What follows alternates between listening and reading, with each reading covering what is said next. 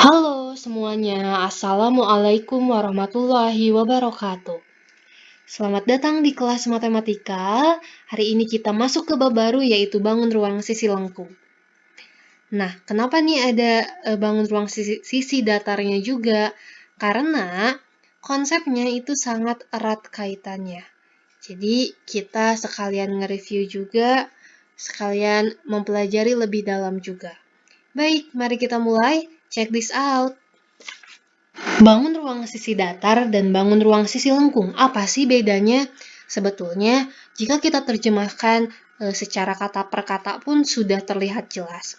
Bangun ruang sisi datar itu adalah bangun ruang atau bangun yang bentuknya 3 dimensi yang terbentuk dari sisi-sisi yang bersifat datar.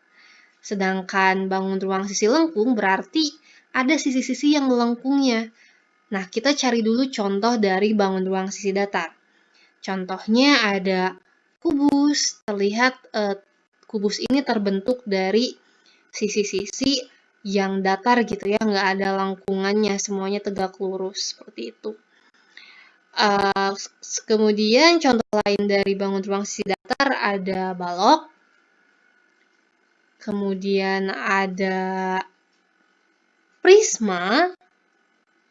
Dan ada limas. Nah, di sini harus diperhatikan apa sih bedanya prisma sama limas.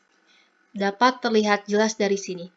Prisma itu punya alas dan atap yang sama persis. Lihat ya, ini prisma segitiga, alasnya segitiga, atapnya segitiga. Prisma segi empat pun sama alasnya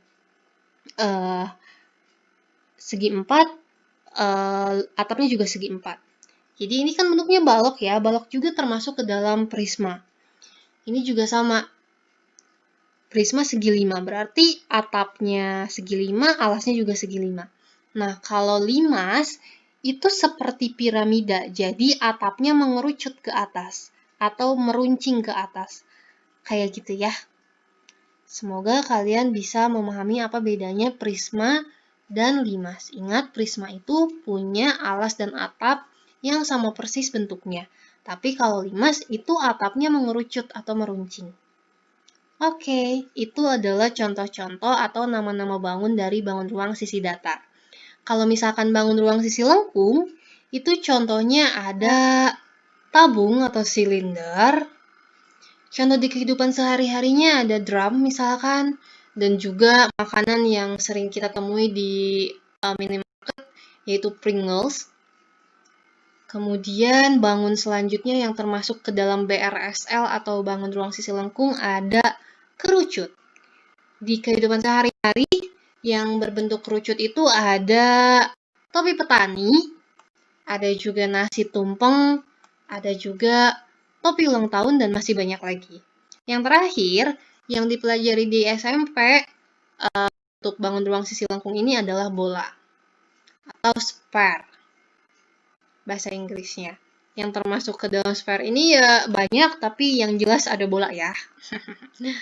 Oke, dari hari ini kita akan fokus ke luas permukaan dari bangun ruang sisi datar dan bangun ruang sisi lengkung. Tapi hari ini tabung dulu ya yang dibahas. Nah, perlu diketahui dulu tentang luas permukaan. Apa sih itu luas permukaan? Luas permukaan dari bangun ruang adalah total luas dari bangun datar yang menutupi permukaan bangun ruang. Contohnya di kubus. Kubus itu kan ditutupi oleh bangun datar ya, kayak persegi tentunya. Nah, berarti luas permukaan bangun ruang itu adalah total luas dari persegi-persegi yang menutupi kubus tersebut. Nah, dalam bab ini identik dengan rumus-rumus yang sangat banyak. Namun, alangkah lebih baik jika kita meminimalisir mengingat rumus dan menggunakan nalar dan juga logika kita ketika menyelesaikan masalah bangun ruang sisi lengkung maupun bangun ruang sisi datar. Oke, nah untuk meminimalisir pengingatan rumus, kita harus sudah paham betul dengan konsep dari luas dan juga keliling bangun datar. Mari kita mengingat sejenak ya. Untuk menghitung luas persegi itu adalah dengan mengalihkan sisi kali sisi. Kalau kelilingnya berarti 4 kali sisinya. Untuk menghitung luas dari persegi panjang, berarti itu panjang kali lebar ya. Untuk segitiga, setengah kali alas kali tinggi.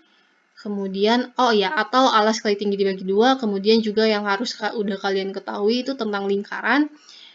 Itu VR kuadrat untuk luasnya dan VD untuk kelilingnya. Ya, jadi harus udah tahu nih. Kalau ini 4 udah tahu, insya Allah bakal lancar ke depannya. Dan juga bangun-bangun yang lain seperti layang-layang, trapesium, belah ketupat, dan lain sebagainya juga akan lebih baik jika sudah di luar kepala gitu ya istilahnya. Oke.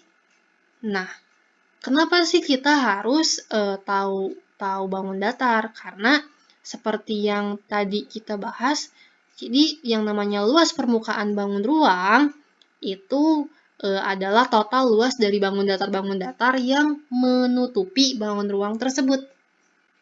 Nah, seperti luas permukaan kubus.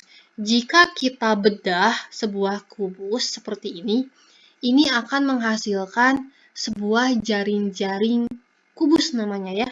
Jaring-jaring kubus itu adalah kerangka kubus yang berbentuk 2 dimensi. Kalau misalkan kubusnya kan 3 dimensi itu kita bisa lihat dari berbagai arah. Tapi kalau misalkan kita bedah sehingga menghasilkan jaring-jaring kubus, maka itu menjadi sebuah bangun datar atau bangun 2 dimensi. Seperti itu. Nah, untuk kubus ini, cara menghitungnya akan sangat mudah sekali kalau kita udah tahu jaring-jaringnya. Ketika dibuka atau dibedah, kubus itu akan berbentuk seperti ini. Nah, nanti kita namai setiap ini kan terbentuk dari bangun datar. Kalau kubus itu gampang, soalnya terbentuk dari 1, 2, 3, 4, 5, 6 persegi. Nah, satu persegi ini cara menghitungnya adalah dengan sisi kali sisi. Oke, nah kalau misalkan kita mau menghitung luas permukaan dari kubus, berarti tinggal 6 dari luas persegi. Tadi satu persegi itu luasnya sisi kali sisi, berarti kalau 6 persegi, 6 kali sisi, seperti itu ya. Nah, kalau untuk bangun ruang sisi lengkung, yang akan kita pelajari hari ini adalah tentang tabung. Tabung juga sama. Untuk mencari luas permukaannya, kita bedah dulu sehingga membentuk sebuah jaring-jaring atau membentuk bangun datar 2 dimensi.